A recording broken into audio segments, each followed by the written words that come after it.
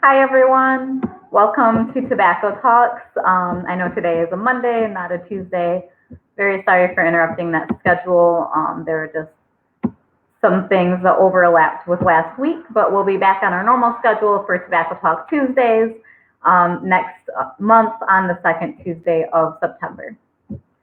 So today, a few housekeeping rules just before I get started is I'll be checking the comment section every few minutes or so just to address any comments or questions that you all might have as I'm talking about the content today. And just a friendly reminder is don't hesitate to share any of your own thoughts, your ideas, any questions that you might have, especially today as stress is a very broad topic and there's a lot of different ways to create and maintain a reasonable balance in one's life. So with that being said, I'm going to get started. And so the focus is on stress today. In my practice as a tobacco treatment specialist, most, if not all of the people that I have worked with for tobacco cessation have noted that stress is a major trigger for smoking or for getting the craving to smoke or use other tobacco products. It is common in our society to refer to stress as a bad thing, something to be avoided, and sometimes even just the thought of stress stresses us out. What I really want to highlight though is that we often forget that not all stress is bad. Some stress kicks in as part of our survival instinct to keep us aware of our surroundings and alert and complete tasks in a timely manner. So there's a lot of positive things that stress can do just to kind of motivate us, to get us ready for what's coming next and preparing our bodies and our minds.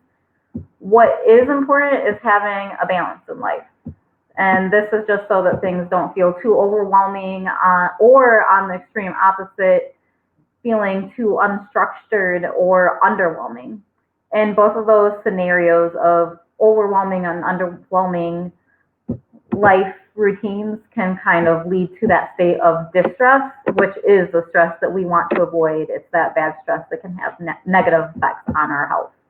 So there's definitely an importance in knowing the definitions of stress and distress, and I'm going to talk about eustress in a moment as well.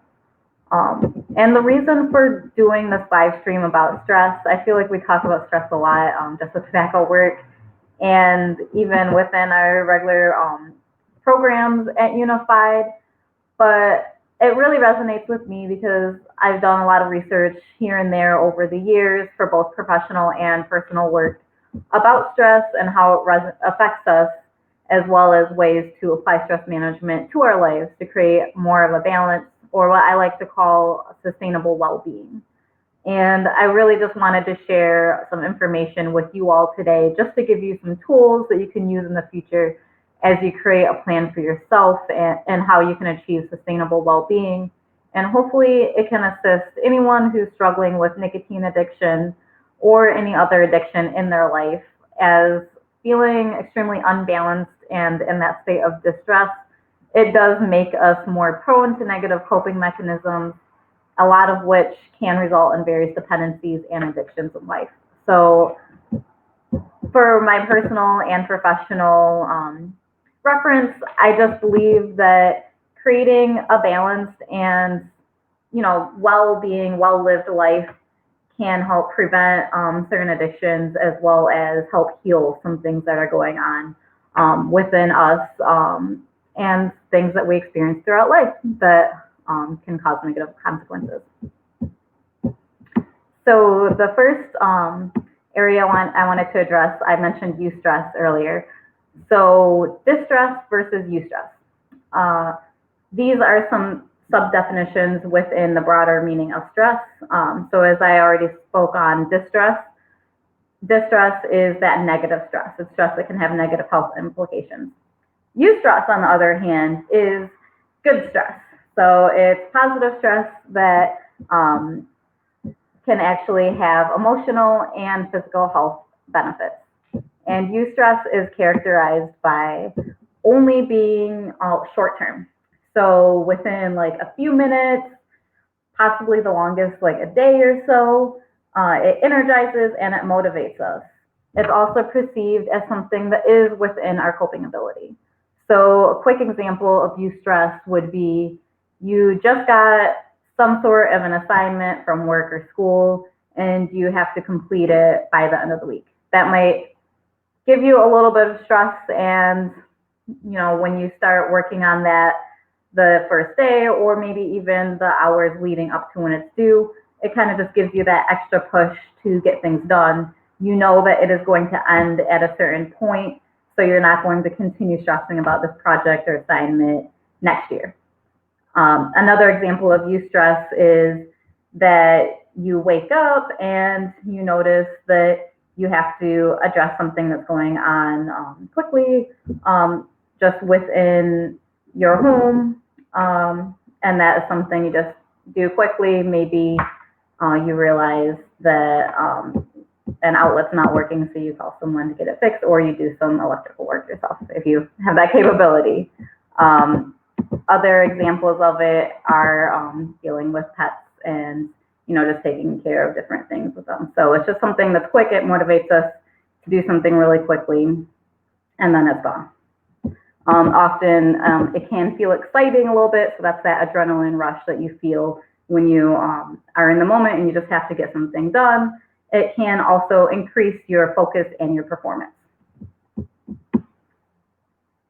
So as we talk about eustress and distress, I want to talk about the general adaptation syndrome. So this kind of puts things a little bit more in perspective for us. The general adaptation syndrome is something that was termed and founded by Hans Selye. I'm not sure if I'm saying his name correctly, so I'm sorry if I said it wrong. But he was a Hungarian-Canadian endocrinologist, and he actually studied stress in the mid-1900s. And he came up with a lot of terms for us and a lot of findings that helped us moving forward in present day. So with the general adaptation syndrome, stage 1 is that alarm stage. So that's when your body is reacting to the stress. Your sympathetic nervous system really kicks in. So it's that fight or flight response where you either decide if you're going to go take on the stress or you're just going to go avoid it. And way back in times when we really had to use our stress response for survival, that could be an example of seeing a predator and deciding if this is something that you can take on or if you're just going to go flee and find safety. This stage is really when eustress starts to come in. So it's positive, it's motivating us to do something. Usually it will end quickly.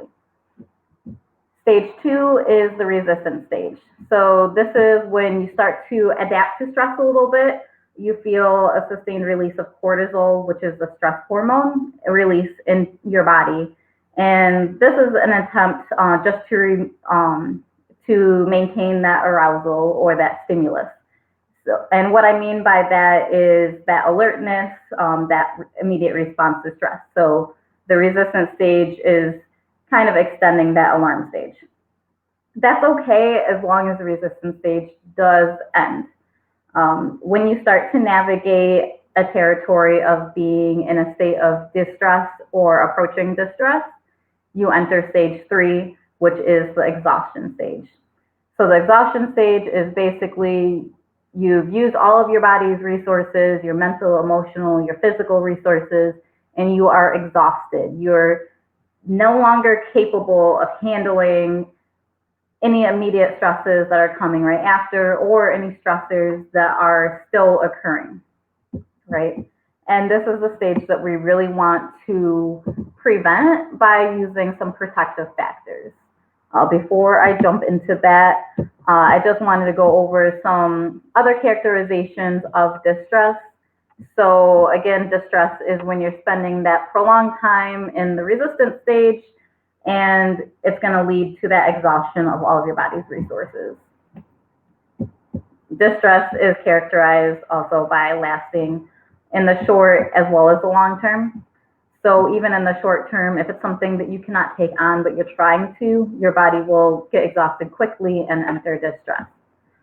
Distress is also characterized by triggering anxiety and concern, surpassing our coping abilities. So similar to when you're lasting in the short term and you just don't have the coping abilities to deal with that stressor at the moment.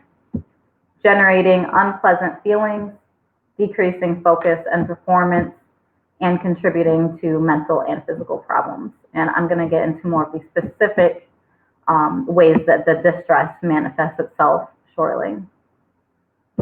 First, I'm going to take a moment just to see if there are any questions, comments, thoughts. Okay, it does not look like it. So, as I'm talking about eustress and the positive stress, I want to focus a little bit more on the distress today, because that is the stress that that is important to recognize in your body and also come up with some effective and proactive protective factors, such as also known as coping mechanisms. So stress manifests itself in a lot of different ways, and in the society that we live in, that's just very go, go, go. In my opinion, personal opinion, our society has an unhealthy relationship with distress and perceived productivity. It's often seen as you just gotta continue pushing through until you get it done, or you succeed this often unattainable goal of success or achievement that people have in their eyes. So distress can be a constant presence in our lives, basically, without us even knowing it.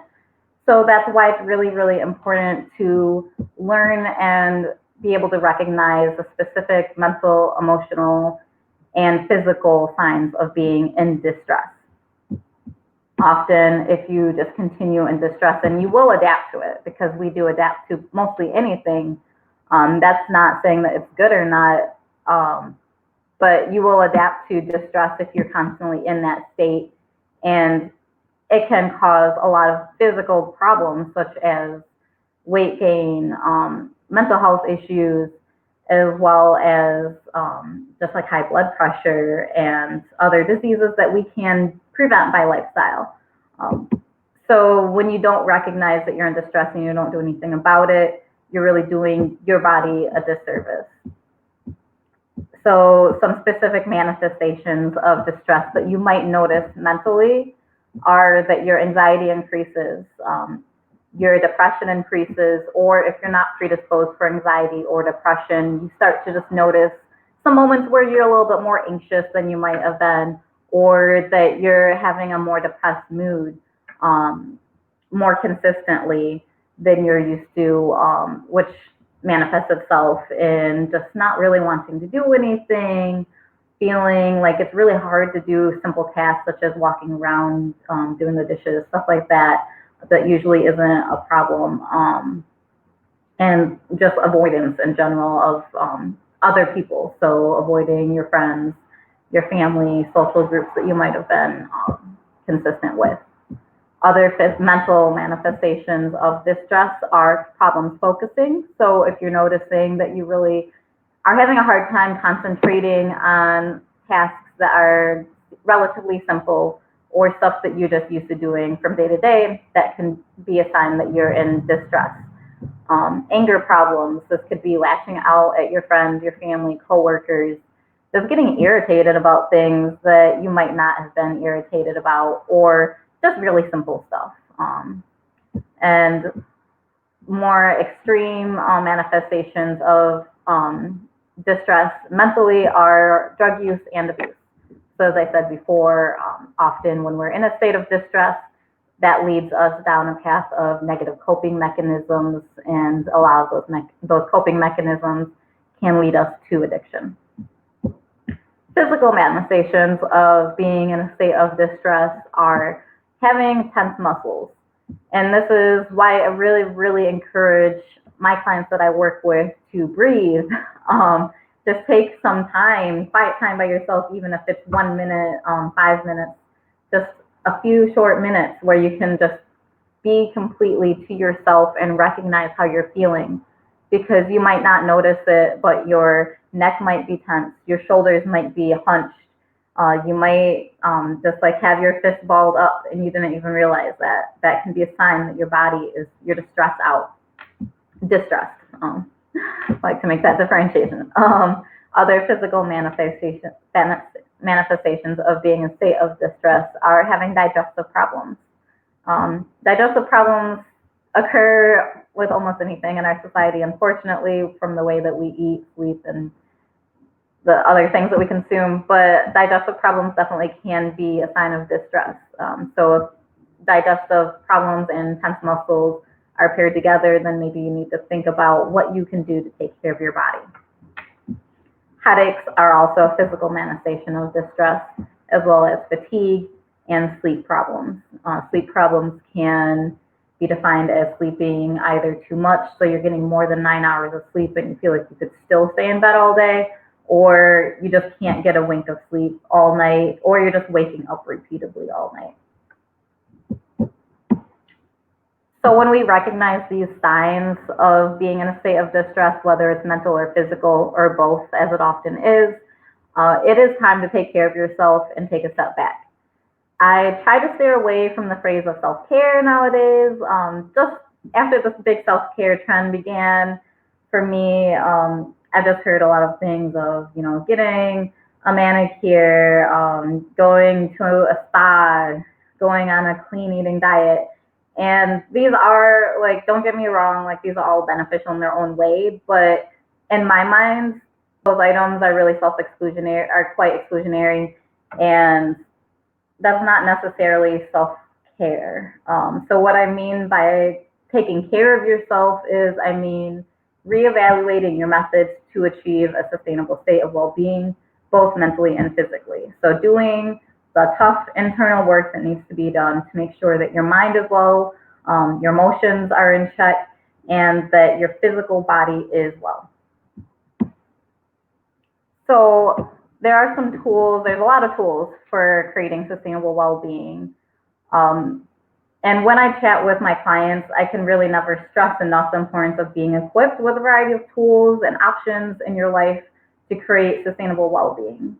And what I mean by sustainable well-being, I know I've said it a few times already, but it's bringing calm from within rather than outside. Example of that is meditation, deep breathing, things that you could do if you only had yourself. There's other things that I am going to note that are a little bit outside of that internal state of calm, but it was really important to be able to find at least one thing that you can do with just yourself that you know will help relax you and bring some calm and focus. I see that as one of the most sustainable ways of achieving well-being throughout your whole life, because so often we rely on so many things. Right? We rely on caffeine, alcohol, drugs, stuff like this, these external things to make us feel good, maybe even social media, stuff like that. And that's not really sustainable because, one, it's something that you can't, if you have just yourself, and you're, out on an island somewhere. I know this is an extreme example, and you're just by yourself, you might not be able to find your drug of choice or a coffee shop. You might not be able to get internet, So these are all things that you need to be able to find in yourself. Also, the examples that I gave are very short-lived, and often it just produces a need for more and more to be able to achieve the result that you initially got from the first time, if that makes sense. When you do things from within, internally, you are listening to your body and your mind, and you're really giving yourself what you need rather than what your brain has been cued to tell you that you want. I hope that made sense. I feel like I went on a little bit of a rant, so I'm going to just check again to see any comments. Okay. So as I talk more about achieving sustainable well-being, often, when you're doing this internal work, it's really doing yourself a big favor because you're working towards even preventing distress. So these are going to be great tools for when you are in that state of distress or approaching distress, but it can also just be wonderful practices to keep consistently in your life. I really encourage everyone to consistently do this work, even when you're feeling the best that you've ever felt, because they really are protective factors. And by that, I mean, that they continue to bring positive thoughts, positive feelings, more of an optimistic viewpoint, which often helps people deal with stresses as they come.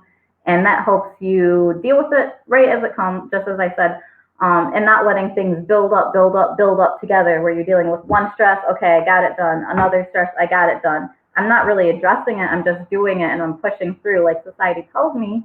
And one day I'm just gonna like feel like I have too much stress that I didn't even deal with and I didn't work through any healthy emotion regulation, any healthy mental well-being practices, anything physically for my body. Maybe this whole time I was doing all these tasks, I was not eating fruits and veggies. I was not drinking enough water. I was drinking coffee and ordering carry out everywhere because I perceived that that was going to save me time and that was going to help me just get through it all.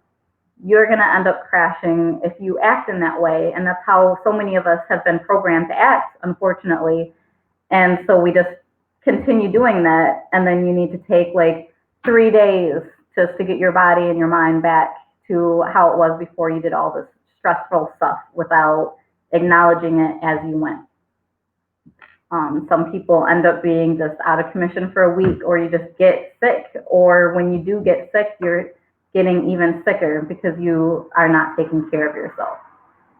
These are all things that I mean when I'm talking about creating sustainable well-being and really, really taking care of yourself as these stresses come. Especially with COVID-19 and just all of the political stuff that's happening in our society right now, it's really important to be able to take care of your body, your mind, your emotions effectively, and as you approach things. So just not putting the stuff on the back burner right now. So as I'm talked a lot about the importance of protective factors, I want to share this list with you all that I have generated with tons of things that you could do starting today and moving forward for your body and your mind. This is not an exhaustive list. Even though it's going to sound like a lot of things, there's still a lot more that you can do. And I encourage anyone on here, if you want to share things that worked for you in the past, and just collaborate with your friends and your family moving forward, opening up the conversation for how do you really take care of yourself. Before I read this list, I just want to note that I am working on a blog post, and I'm going to be posting that on our WordPress site, and it will be linked on the Facebook page so you can refer to it, because I'm not going to have enough time today to really get into the how, what, why, just everything about these techniques. So I'm just going to read them off, maybe give a snippet or two here for some that really resonated with me personally. And you all can look them up as you hear them, or just wait for the blog post to come out, and I'll be going over like very detailed aspects of each portion, as well as links and resources in addition to the other links that I shared on this live stream. So all of the different varieties that have worked well for me personally and in my work life for creating the sustainable well-being are progressive muscle relaxation. Progressive muscle relaxation, this is something that definitely has helped in my personal life, which is why I push it a lot with certain clients that I work with that have trouble just relaxing their bodies, because I know how hard it can be just to feel relaxed. I get very anxious sometimes, and it can be hard to sleep when you're just, feeling not extremely relaxed constantly. So this is really great to do if you need just to take an hour just to lay down and recoup your mind a little bit and just like literally just calm your body. It can also really help when you're experiencing insomnia. So if you're having a really hard time sleeping or staying asleep, this is great to do right before bed. It literally knocks me out. I don't even complete the whole thing sometimes. That's literally how well it works. So that's progressive muscle relaxation. You can find a lot of scripts on YouTube that are helpful if you don't want to memorize how to go through each body part.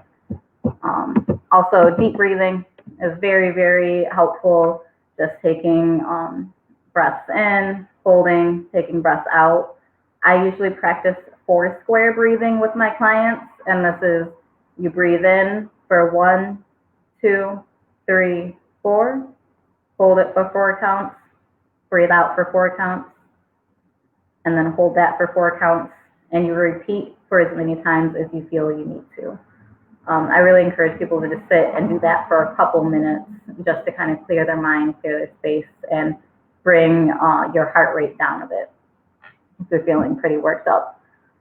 Mindfulness and grounding techniques, I can't say enough about that. I mean, I practice mindfulness and grounding a lot in my personal life. It's something I'm always trying to get better at, but that's just something that you could do consistently. Everyone should be doing it every day, I feel like, just because mindfulness especially is something that brings you back to really the importance of life, right? Of you're here, acknowledging you're here in this world, living in this world, and really just taking in all that this world has. I mean, there's a lot more. That's a really short definition of it and just my own. But mindfulness is something that builds on it each day. So if you do it consistently for a year, that's going to benefit you a lot more than if you do it once or twice that year. But I mean, I'd still encourage you to do it rather than not do it all. Exercise is something that is just a big benefit, both physically, of course, you can notice physical changes when you are exercising, but mentally and emotionally, it releases endorphins that can just make you feel in a more positive state of being. And it takes care of your body. It really does. It helps with digestion. It helps with blood pressure, diabetes, weight management. It can also be a really, really great distraction and tool for if you are quitting smoking, using other tobacco products such as chew, or if you are battling another addiction and entering recovery for that. Exercise has time and time again proven to be a really great substitute. Just be careful, don't get into the realm of exercise addiction. That can definitely happen, but that is more rare. And when I'm talking about exercise, I do encourage walking, hiking, swimming, seated exercises, if you're looking for low impact ways to exercise. But that's also considered gardening, cleaning, playing a team sport such as tennis, basketball, soccer, or chasing like your kid around, playing with your kid if you have kids at home. Just anything really that's getting your body up and moving is great for your physical activity. Tapping into your creativity can be a really great protective factor. So if you're someone who likes to draw, likes to color, paint, write, if you're talented and you can sing, unlike myself, or dance, those are all really great ways to take care of your mental state, your emotional state. Often when you're tapping into some sort of art to release some feelings and emotions, that can be very positive.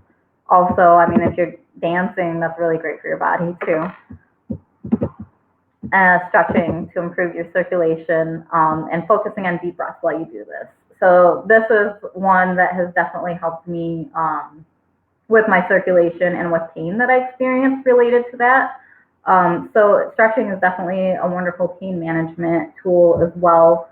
I know that pain can cause some distress in individuals, especially when it's that extreme pain. So that's something definitely that you could add to your routine. And it's just, it's relaxing too. Whenever I get a good stretch session, I feel like I could just fall asleep. Talking with a trusted friend or a family member, or even just someone that you know from an organization that you're a part of, work, stuff like that. Really having someone that you can talk to, though, that you can feel not judged when you talk to, and you can feel like you can talk freely and openly with them. That helps a lot, just because humans are social creatures, so we need some sort of social interaction. Even for us introverts, it's healthy, it's good to have some one-on-one time with people. Getting outside, that's something definitely resonates with me a lot, and I really encourage people just get fresh air, some sunlight, And especially that proximity to nature helps us bring back our feelings of groundedness within this earth. Um, so a lot of time, like in society, with the way that we've built up cities, and a lot of communities are essentially just not even in nature. Like it's a whole bubble, right? Of you're just pavement and buildings and few trees and few birds and other wildlife. And that can lead to a state of distress when you just don't even feel in touch with nature, because that takes you less in touch with life itself in a way. So I really encourage people, just find somewhere that has some nature, even if it's at your local park. I know downtown Detroit and a lot of areas of Detroit, there's parks that are really wonderful, and you can at least be surrounded by the sounds of the birds, see some squirrels there, sit under a nice tree, do something to increase your proximity to nature a little bit. I've already talked about a little bit, drug, alcohol, tobacco use. So just really on here, I've noted, decreasing drug, alcohol, and tobacco use, as well as processed food use, as these do all interfere with your mental well-being. So I would say take it a step at a time and a day at a time with wherever you are in your journey within whatever substance you're using, and just work on being a better you each day, and trying to make changes as you can and as things are accessible to you and your community. The last two I have are creating some sort of loose structure in your life and building a routine. So earlier I mentioned that having an unstructured life, or even just underwhelming life, and what I mean by underwhelming is you don't have goals, you don't have anything that you're working towards. You're just kind of doing things on autopilot. And that's something to not feel bad about, but just to recognize when that's you in your life. I think we all have entered times in our life where we're on that autopilot zone and we're literally just doing what we can to survive. I get it to an extent. But just developing a little bit of structure in your life, as far as like, even if it's a goal of walking around the block once a day, add some sort of restructure to your life. It might be intentionally reaching out to loved ones, checking in. It might also be observing things that you're grateful and thankful for in your day to day, thinking about like, I know it's going to sound a little bit cheesy, but just like thinking about life in the grand scheme of things, appreciating nature, maybe like having some flowers or plants that you take care of. Stuff like that, even if it seems small to you, like it really can add up just to increase your joy in life, your feelings of having a purpose and things that you're doing each day. So that can really help. And I encourage everyone to think about what their routine is currently. I'm not going to chat too much about myself. I know I'm already been talking a lot, but just an example is, after doing some reflection, after I entered the professional world, I noticed that I was working and I wasn't really looking forward to anything after work, as sad as that sounds. I know, I promise it's not a pity party, but I wasn't really looking forward to anything.